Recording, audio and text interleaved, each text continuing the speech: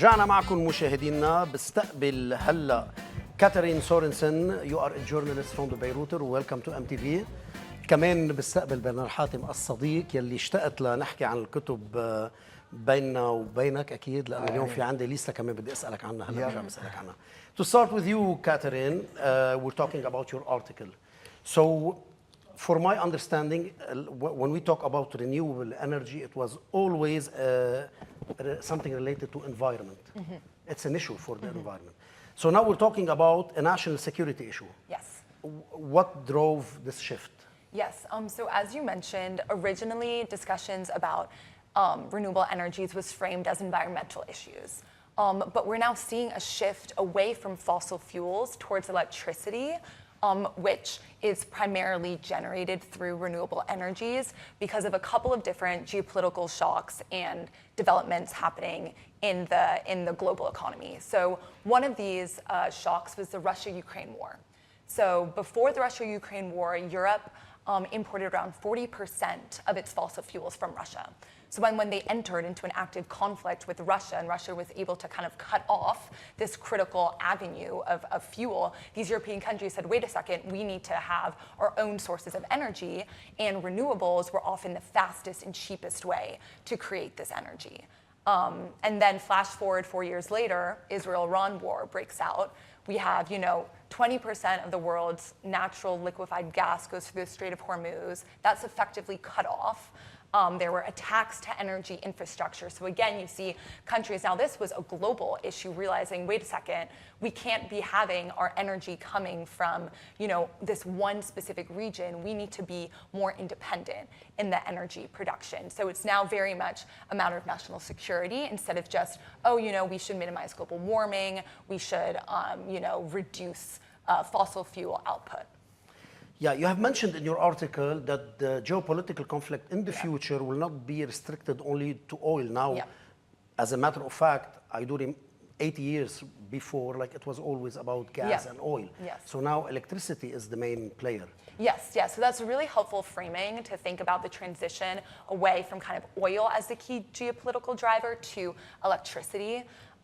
So oil is still important for aviation, for transportation networks, but now you see governments thinking, okay, are we generating enough electricity? How can we move around our electricity? If there is war or conflict, do we have the ability to sustain ourselves independently via electricity? So that's really in policy circles, in legislation being advanced from the U.S. to Europe, et cetera. You see people really trying to establish independent, resilient energy systems. Especially today with AI and data centers all over the world, they're driving a huge demand for electricity. Yes, and thank you for bringing up AI, because that's another key component. So AI, you need these massive data centers that require hundreds of gigawatts to sustain. And as a reference point, that could power an entire small city. What is needed to power data centers are the same energy needs for cities. So as AI continues to be deployed and will continue to affect, the global technology sphere and economy sphere, it's so important that these governments have the electricity to power these AI data centers. مشاهدينا، ملخص الارتكل اللي عم نحكي عنه المكتوب من كاتارين سورينسن بذا بيروتر بيحكي عن الصراع المقبل اللي مش رح يكون محدود بس بالغاز والاويل. بنعرف نحن لما نحكي عن الكهرباء كمان رح يكون في مصادر موازيه لهذا الموضوع، وذكرنا انه باخر 80 او 70 او حتى 60 بركي 50 سنه كان كل الصراع بيتمحور على هذا الموضوع. I would like to ask you one more question. What about copper? Why suddenly copper is also a game changer? Yes, we also have to think about critical minerals. Electricity isn't just generated out of the blue. And once you create electricity, it has to be transported to the cities, the regions around the world that need it. And copper is it's critical in the transmission of energy from A to B or A to Z. And also within data centers, there's a lot of copper. Within electric vehicles, there's a lot of copper. So you have to look at which countries have the highest copper reserves. So that's Chile, Australia, Peru, and they could become really critical components in this new energy system because they're providing an input that is necessary to create these resilient energy networks. Would you think we might buy copper instead of gold for the future coming 20 years? It's a good question. Watch the prices of copper during these periods of geopolitical shocks. It is really interesting. So it could be a point of leverage for those countries, definitely. تصاعد أهمية النحاس بالعالم كمان كمادة أساسية اللي حكون في عليها صراعات كتير كبيرة، ونحن بنعرف الدول الكبيرة مشاهدينا بتكون دايما عم بتروح لمصادر المعادن أو الأشياء اللي ممكن تكون هي عم تعمل منها مصاري وعم بتمول حروبها وعم تعمل كل هالموضوع. Catherine, we know that now the new competition is between solar panels and wind turbines. What are the role of them also? Yeah, so that factors into the critical materials aspect, where a lot of times people think of renewable energies and they just think of, solar panels, wind farms, which, by the way, to bring in Lebanon to this conversation, Lebanon has one of the fastest private solar adoption in the Middle East, which is really interesting because, as we're all aware, Lebanon has struggled to have reliable access to energy and electricity. Yeah. So because of this, in the last 10 years, you saw a lot of households and businesses invest in solar panels. Lebanon is also an incredibly sunny country. It has over 300 days of sun per year. So if you look in the Middle East, particularly with solar, Lebanon is actually at the forefront, almost out of need, because the country was forced before Russia, Ukraine, before Israel and Iran, to come up with alternative electricity sources due to just the lack of reliability from EDL as well. So a lot of moving parts. So what does this mean exactly for Lebanon and the wider Middle East? Like, could this global push could be improving something, or for energy security, creating new opportunities for the country and for its people? Yes, definitely. Lebanon has kind of all the pieces upon which it can capitalize upon this movement, because it has the solar adoption, it has the sun, it also has a lot of engineers. And engineers are really critical. Yes, a lot of very talented, smart engineers. So Lebanon is not lacking from kind of the individual pieces. It just has to put it together, have energy reform, electricity reform. You might read about it and your eyes might glaze over. But it'll because, and it attracts investment. Because if you want countries who are coming here to work in AI, to work in digital businesses, they need reliable sources of electricity, or else they can't function. So it would be great if Lebanon could continue to expand upon its solar adoption and its renewable energy capabilities as well. So these are new opportunities that we see in Lebanon in this regards. For many years, I thought that water was an element where we have to fight for in the future. And it's very funny to mention the term fight, because everything now is going to fight process, which is not good at all. What about water in this so it's great you brought up water, because water is another very valuable resource.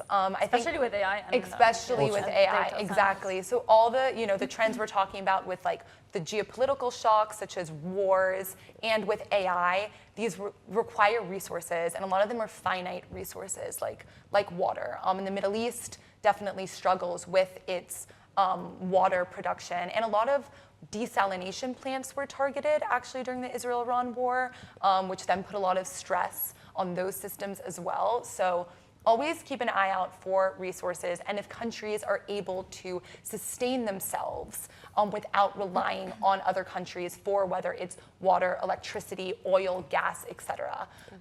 So all linking back into the importance of being resource independent for national security.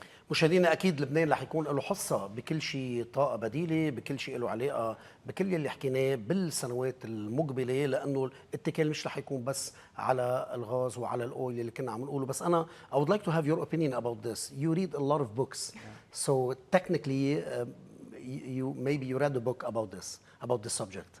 هو strategically the power of Lebanon is in its water. Sometimes we go and we seek oil in the sea, and we forget that we have a much more interesting rich resource, which is water. And water is not available in the region. We are the only one we are one of the few that we have such a big resource of water, especially if we compare ourselves to the Gulf region. Yeah. I think that with good leadership, if we can keep our water alive and multiply our this resource and have maximized the usage of water, we can be strategically very well placed in the region. I totally agree with you. Katharine Sorensen from the Beiruter, you are staying with us. We're going to talk about some books now by our friend Bernard Hatem. You like books, obviously.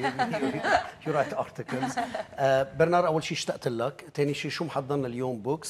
It's always good to connect with you and to see your input on social media, talking about books and having you here. ثانك يو امين.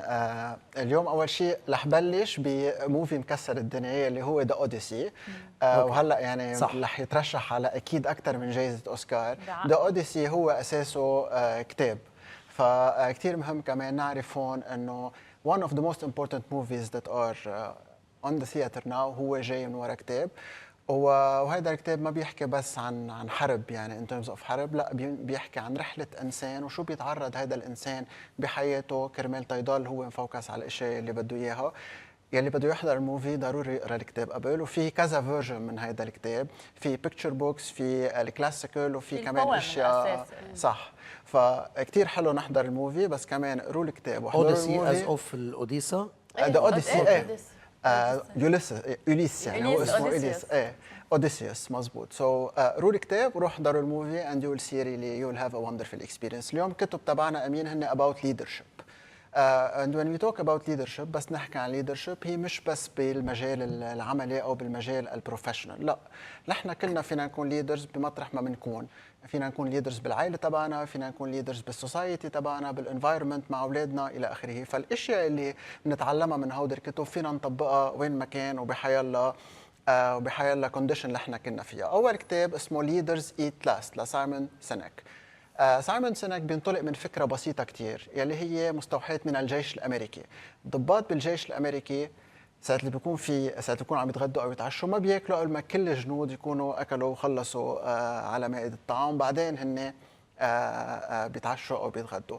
وبالتالي القائد الحقيقي بيقول سايمون سينك هو يلي بحط مصلحه فريقه قبل مصلحته. صح. ومش بس بالحكي ولكن ايضا بالفعل. وبيشرح انه افضل صوره للفريق هو بس يشعر هالفريق بالامان. فانا ساعه اللي بشوف القائد تبعي او ساعه اللي بشوف رب المنزل او حيلا حدا انا اي لوك اب تو هيم او انا بفريقه هو عم بيقدم مصلحتي انا عن مصلحته، دغري اوتوماتيكلي رح صير اعطي اكثر، رح احس بامان، رح احس باندفاع اكثر كرمال تقاطع ان كان العائله او السوسايتي او الشركه اللي انا عم بشتغل فيها. واحد اهم افكار هذا الكتاب هي دائره الامان. يعني انا اذا عم بشتغل بشركه او انا اذا ليدر بشركه ما في خلي شخص او شخصين بس هن يحسوا بالامان، لا، بدي اخلي كل الشركه تحس بالامان بشكل متوازي واخلق هيدا دائره الامان، لانه بهيدا الدائره بترفع كل الشركه. ولكن يعني ان كونتراست ساعه اللي بنقول انه بس شخصين او ثلاثه عم بيحسوا بالامان، هون الشركه رح يصير فيها عدم توازن. صح. الكتاب الثاني اللي بدنا نحكي عنه اسمه راديكال كاندور لكيم سكوت. هون بتطرح كم سؤال كتير مهم. كيف فينا نكون صريحين مع الآخر من دون ما نجرحه؟ وهيدي مشكلة كمان بنعاني منها كان بالشركات أو حتى بمجتمعاتنا الضيقة.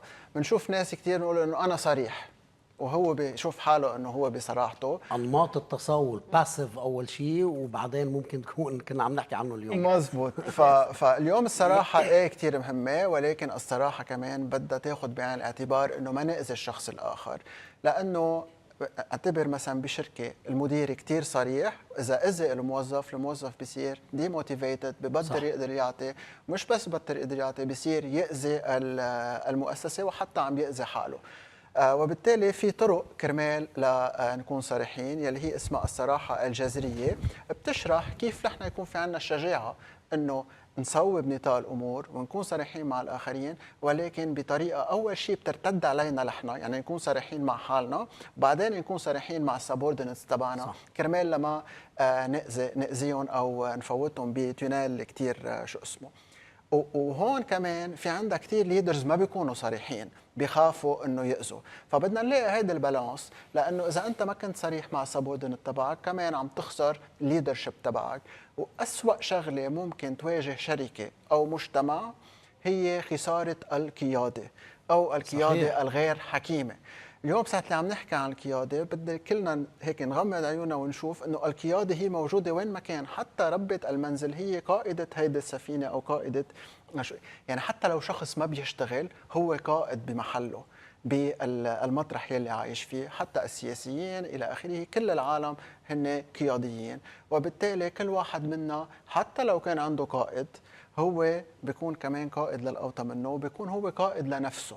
وهي قيادة كمان نحن كيف بدنا نعرف to lead ourselves قبل ما to be led by other people. نطلع لموضوع تاني، قديش بحاجه لهيك كتب هلا بتحكي عن ليدرشيب؟ لانه قديش نحن انلاك بهيدا الموضوع. امين كثير انلاك واكثر ما بتتصور، ونحن كثير صايرين باسيف. يعني مثلا اذا حدا بيقول لنا شيء تو ماتش باسيف كثير، وهيدا الشغله شغله ما بعرف وين رح تاخذ المجتمع، بتاخذه لمطرح كثير بشع، ومش بس باسيف، نون برودكتيف على المستوى الاخلاقي ونون برودكتيف على المستوى العملي او المهني.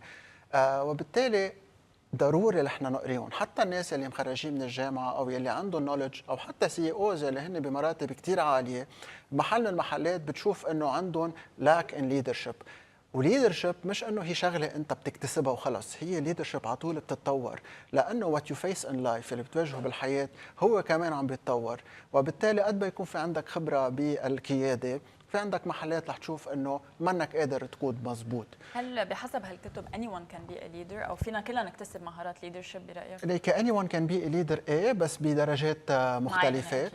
فينا هي اتس نوت ا تالنت، هي مهاره بنكتسبها، وهيدي المهاره نحن لازم نطورها. بس part of it innate بتجي مع الشخص. اكيد part of it innate، شخصيته. اكيد شخصيته بتكون عندها هيدي القياده الحكيمه. ولكن هون كمان بدنا نفوت على شغله ثانيه، انه في عندك قياده حكيمه وفي عندك قياده منا حكيمه. اكيد كل الناس بيخلقوا مع ليفلز مختلفين من القياده، ولكن كلنا سوا فينا نطور القياده. وبدي انهي هون بشغله كثير هيك شو اسمه، حتى لو ناس خلقانين عندهم they are talented بالقياده، اذا ما نموها، اذا انا عندي قياده اقل ونميتها بقدر اتفوق عليهم بفن الليدرشيب. يعني كل عصر كمان عنده نمط معين بالقياده بيتطلبه، يعني مش انه هول السكيلز بدك تنميهم حسب وتمشي مع هالتطور يعني. ومش بس نمط، طريقه. يعني اليوم طريقه القياده من 10 سنين غير طريقه القياده اليوم، وطريقه القياده من 20 سنه غير طريقه صحيح. القياده. هذا التطور الطبيعي لكل الانظمه ولكل الامور، للسيستم بكامله. بس اليوم من خلالك انا عن جد بدعي المشاهدين يقروا اكثر، يقروا اكثر، يتثقفوا اكثر. ما في شيء ممكن يقدر يعطينا هالثقافه يلي مكتسبه بعد الجامعه اكيد الا من خلال الكتب، الى جانب امور، بس بالدرجه الاولى هن الكتب. Thank you. بقي معنا برنار حاتم. Thank you so much Katarin Sorensen for being with us. It was a pleasure. You are a journalist at the Beiruter and one more time welcome. We're going. رح نروح مشاهدينا لوقفه ورح نرجع.